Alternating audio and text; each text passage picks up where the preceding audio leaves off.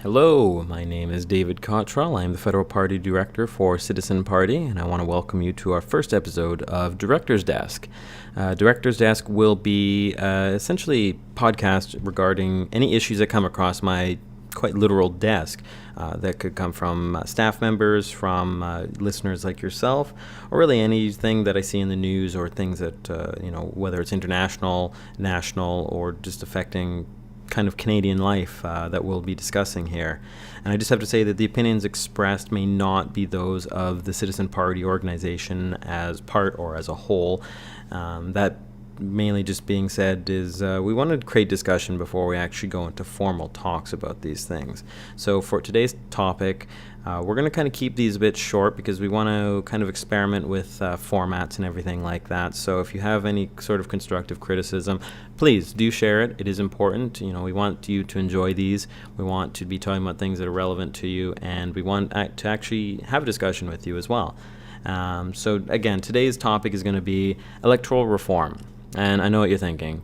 You started out a new show here and you're going to talk about just something that is so sexy. I mean, when you go out on a date, electoral reform, I bet, is the first topic that you bring up. Like, when you're out with your guy, you're out with your girl, and you're talking about electoral reform, I mean, the date is going really, really well. That being said, let's kind of breeze over a few basic topics of it. I'm probably going to go into a bit more depth into it and probably actually kind of shred through the mydemocracy.ca survey in another episode. But right now, I just want to talk about the basics. Mainly issues that people have come up to me and talked to me about, or that I've actually heard. One of them being is a question that I get quite frequently is, where do I stand on the idea of electoral reform?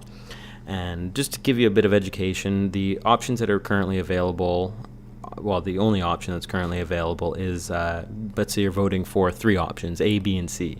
You get one single vote, you pick, what do you want, A, B, or C? You don't get to choose A and B, you just say A, B, or C. So you get one vote, one choice. Now, the second option that's up for grabs, essentially, is you actually get multiple choices there. So you're going to have A, B, or C, and then you rank them, essentially. So you'll vote for, I like option B as my first choice, my second choice is option C, and then my third choice is option A. So you essentially get 3 votes, and you get to kind of rank your sort of options there. I really do suggest actually looking it up, because you do need to kind of see, or at least understand, the basic concept of what we're talking about. And even if you don't want to, you know what? You're going to survive, because when people ask me where do I stand on it, I just say, I don't care. And you might say, well, that's probably not a very good direction to have. And I would agree with you, but the thing is the problem isn't how we vote, it's what we're voting for.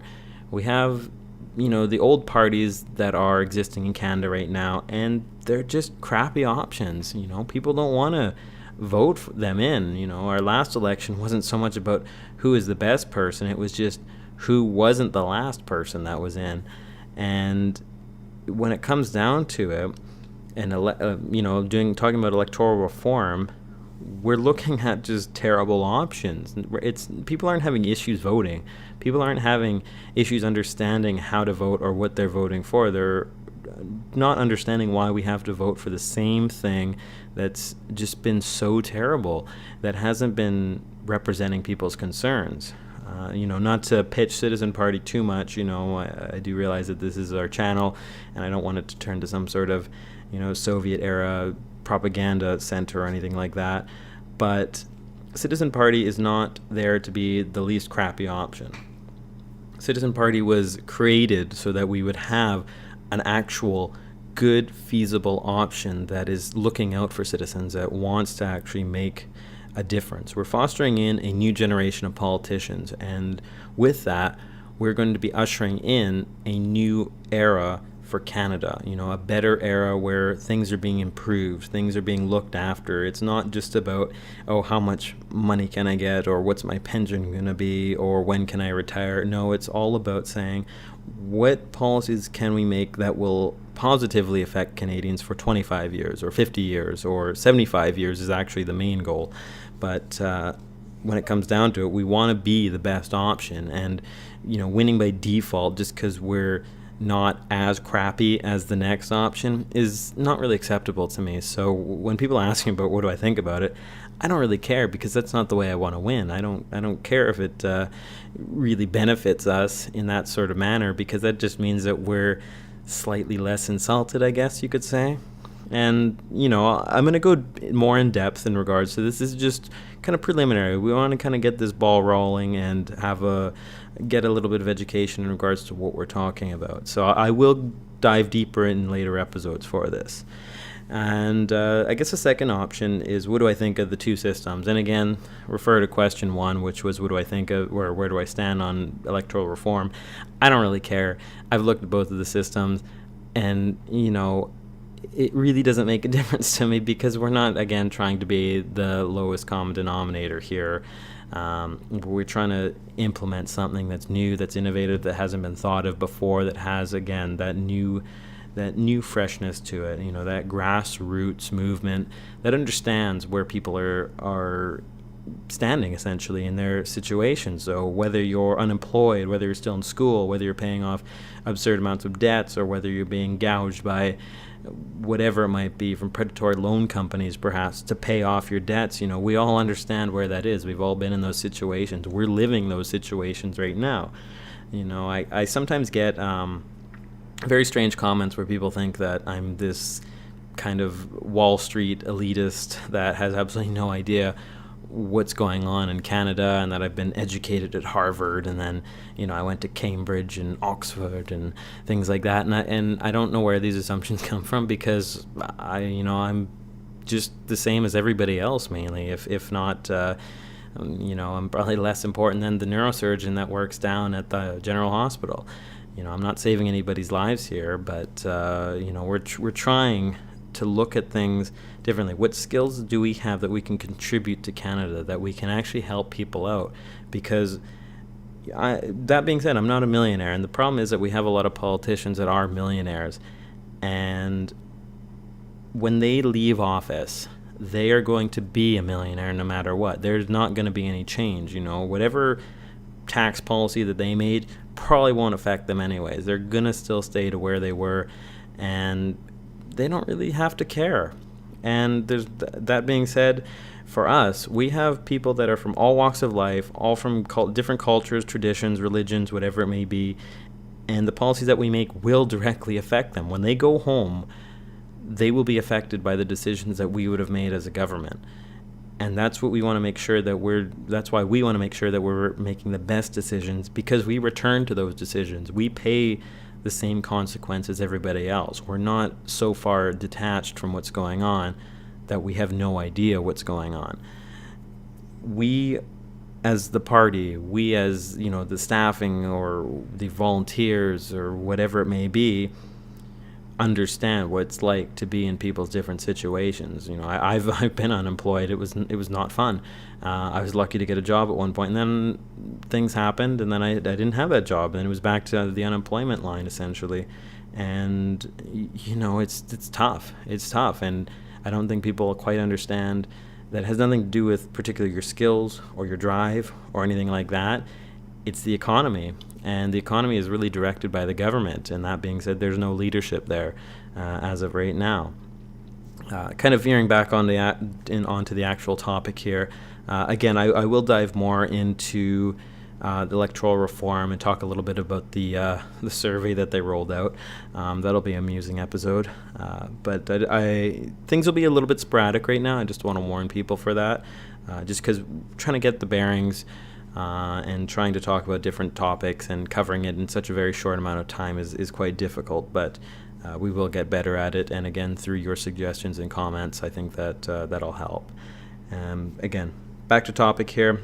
Do I believe that things will change from this government to another? Right now, from what I've seen in the news and from what I can understand from a political point of view, nothing is going to change. We're going to have the same system, primarily because it benefits the current government right now, and they don't really care. The problem is that I find with a lot of these political parties is that they don't focus on the people. They focus on their political ideology.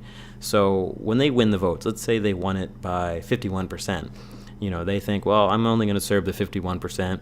Whatever happens to the other 49%, I don't care. I don't want their opinions anyways. And for us, we don't see it as that. We see it as, how can we benefit everybody, the majority of people? It's just because you disagree with me on whatever it might be, how economics might run, or perhaps how the environment should be treated, or along whatever those lines are, doesn't mean that we don't have other common ground that we need to start discussing. Or perhaps maybe I need to change my way of thinking and start seeing from your point of view, because you might have a point of view that I don't know about. Far be it from me to walk into the general hospital, slap the scalpel out of the surgeon's hand and say, I'm going to be taken over from now. Because I don't know. I don't have that knowledge, and, I'm just going to be slicing and dicing, and the patient is going to get killed. Same with directing or leading a country. I can't just walk in there without any sort of advisement or expertise or, experience, which is a huge aspect of that, whether it being in management or at least understanding, experiencing what it's like to be at the bottom, or experiencing what it's like to, have a tax hike on you, or the hardships that you might be going through. I think we need to look at all those different perspectives. So when it really comes down to it, and do I think the government is going to change it? Absolutely not. Again, they've been completely silent on it. They're asking questions that don't even have any relevance to actual proper change to the system. That being said, I'm not too concerned about it, because I don't care. I'm not the one that made the election promise that I was going to change the system, and then I decided to break it or break away from it or whatever they're going to do. I didn't do that, so it's not really something that I'm terribly too concerned about. I didn't have any faith in them to begin with, so, I don't really feel lost there. But for other people, I think they do feel that it's not fair, that they've been that they feel pretty screwed over, because that's what they voted for. They voted for a politician that made a promise, that broke it. A lot of the times people say, surprise, surprise, politicians always lie. I'm not saying that they always lie, because, being in Citizen Party, being a politician, my goal is to not lie. My goal is to actually say things that I'm actually going to deliver on, or at least do my damn hardest to get through. Whether I have to fight through, whatever it might be, lobbyists or anything else on those lines, my goal is to actually make sure that the future of Canada is secure no matter what. Again, it's the life that I return to. It's not that I'm going to be up in a high tower while everything below me is burning. I'm going to be on the ground. So I damn well want to make sure that the decisions that, I make, that the party make, that the party leader makes as well, are in the best interest as the country as a whole. So I'm just going to kind of wrap things up there. I know it's kind of a crude way to do that, just very, very quickly. But again, just kind of experimenting with different things. We want to kind of get the discussion going. I know I've covered a kind of multiple different things, but we will be talking a little bit more about the Electoral Reform. We'll be actually doing the survey together. If you haven't done the survey, we're going to be kind of criticizing that, because there are some major issues in regards to that. But right now, again, please give us your criticisms. Make sure that they're constructive, because, we can't improve things if you just say, oh, this is bloody awful, because that doesn't really help. I don't know what part of it's awful. I don't know what part of it's good. So if you can be specific, that will make the content that we deliver to you even better. We are planning on having more content coming out to you, different content.